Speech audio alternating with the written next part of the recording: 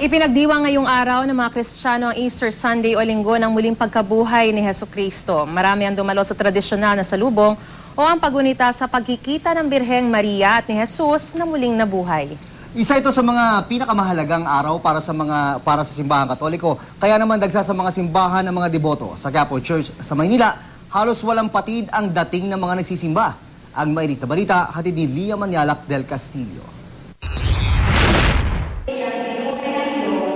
Pami-pamilya ang dumagsa sa mga simbahan ngayong Easter Sunday. Sa Quiapo Church, kahit oras-oras ang misa, napupuno pa rin ang simbahan. Ang Easter Sunday ang pagtatapos ng 40 araw na pagtitika ng mga Katoliko. Sa panahong ito kasi, muling nabuhay si Hesukristo matapos magpakasakit at ipako sa krus.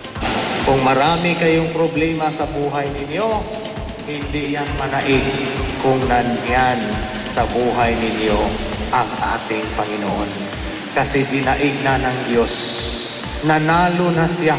Mas makapangyarihan siya sa lahat ng ating mga problema. Ang ilang deboto ng Poon ng Itim na Nazareno, pinilahan naman ang replika nito na nakadisplay sa labas ng simbahan para patuloy na humingi ng kanyang grasya. Iba't iba man ang dahilan sa pagsisimba. Nagkakaisa ang mga naniniwalang Katoliko na mahalagang magbigay pugay ngayon sa buhay na Kristo. Muli siya naman para sa atin. Ayun yun. Kaya lahat tayo, yung bawang nagsisi tayo ng mga kasalanan natin, gumawa naman tayo ng kabutihan sa ngayon. Para ipagdiwang yung pagkabuhay ng Kristo. Ba't po dapat ipagdiwang? Para naman sa paalala natin yung mga pagpapakasakit niya. Ang pamilya Bustamante naman sa kakaibang paraan na pili ipagdiwang ang Easter Sunday. Nagpakain sila ng libreng lugaw sa labas ng simbahan. Para blessing din, di ba? Yung magbigay ka naman sa iba.